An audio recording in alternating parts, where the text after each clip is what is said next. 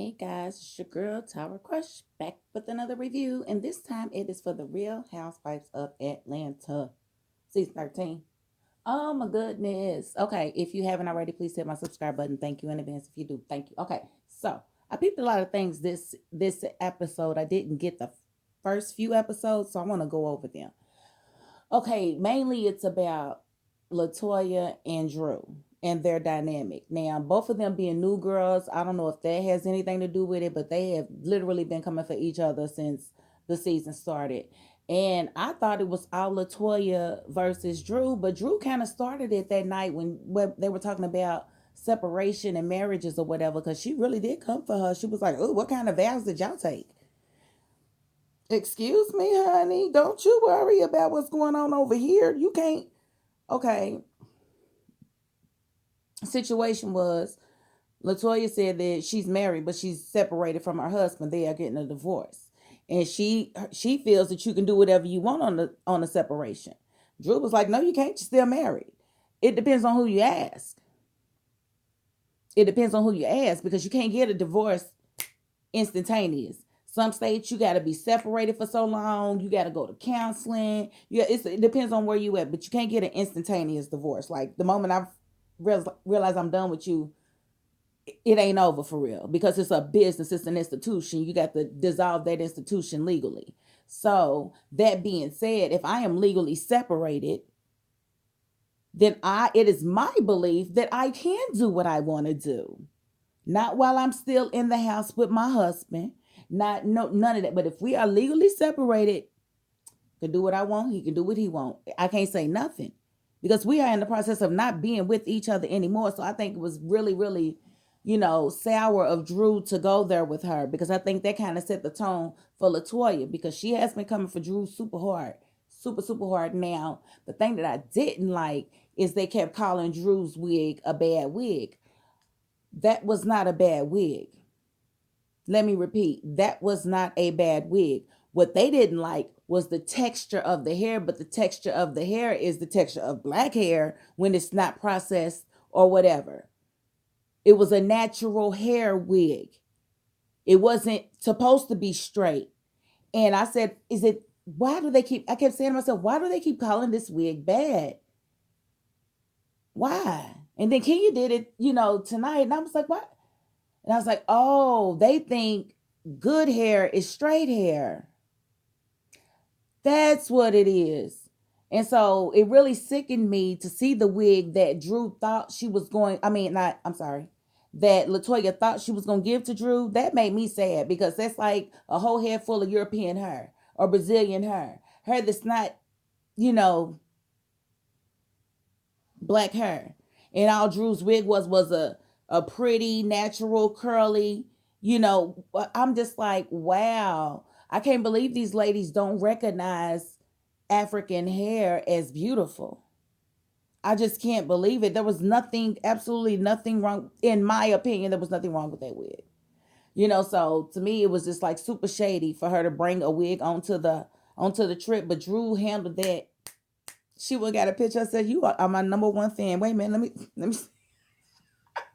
I said, "Pig Princess Petty Pickles goes to Drew." I really liked it, but when I look back, I was like, okay, it's more than that in their dynamic. Okay, and so Kenya got issues, y'all. I don't know what to say about Kenya. Kool-Aid moment.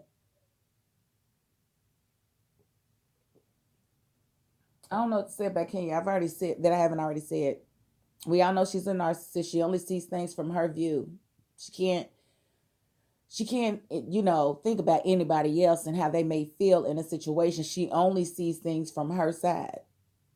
And it's the world according to Kenya.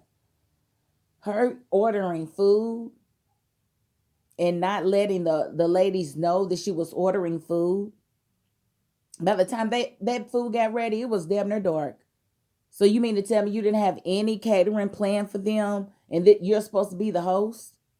You had nothing planned and you had nerve enough to order some food and not let nobody know you was ordering it, like they was going to be longer with your food if you added orders to the order? Like, I don't understand it. I seriously don't understand it. And she's just she's getting harder and harder to watch because I don't like people like that. I really don't. And then Marlo, I think Kenya was kind of right when she told Marlo, you don't want to own the stuff that you do to me because they do a lot of stuff back and forth to each other, and they always have for years. But I feel like Marlo really wanted to kind of resolve it, and Kenya was like, no, because that's the way Kenya is. Because if it's not benefiting her to resolve it, why would she do that? She'd rather keep somebody that she can stay petty with, and people wouldn't question it. But then she wonders why other people on the outside of the circle don't really know where folks stand with her, because she's always doing something. And the minute that y'all resolve y'all's issues, Kenya gonna do something to put y'all right back at odds with each other. From my observations, from editing, from the way they edit the show, this is the way they edit it. I'm not saying this because I definitely am aware that this is reality TV and they're gonna do what they need to do to make a show and to paint their characters however they need to be painted. I get that.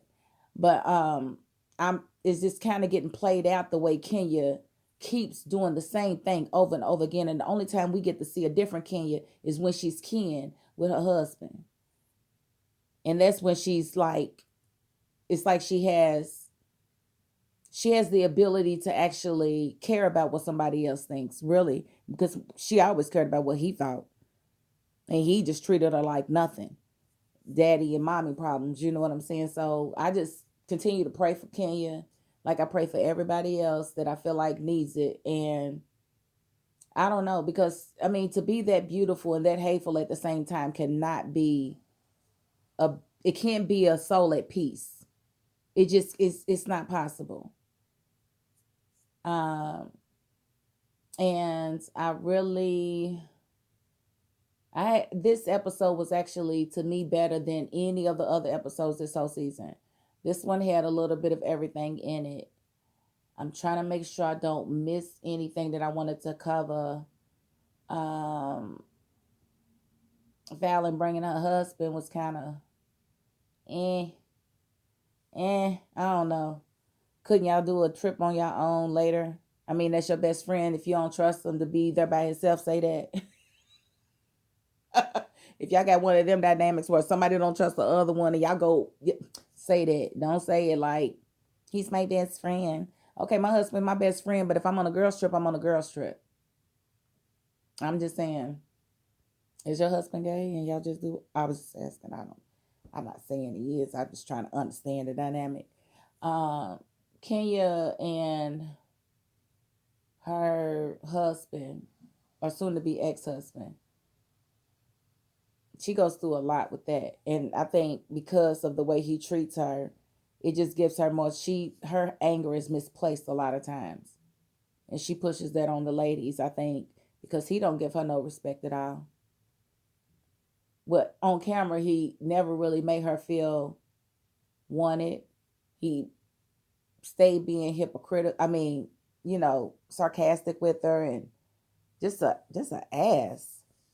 And she love him.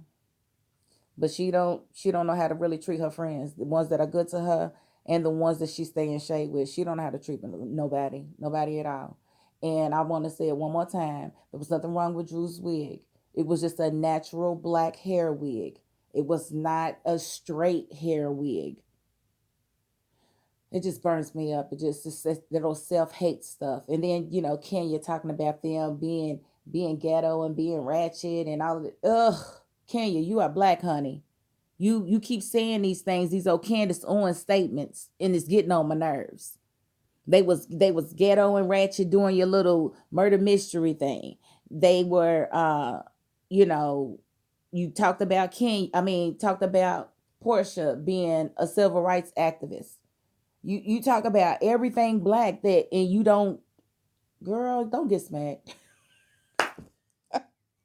Girl, don't get smacked because that's what's gonna happen when I see you. You just gonna keep on pushing my buttons. You're gonna be on that on site list, Kenya. I'm telling you. I'm telling you.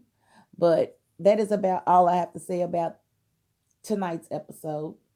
So that's my $5.02. If you didn't already, please hit the subscribe button. If not, I'll catch you next time. Peace.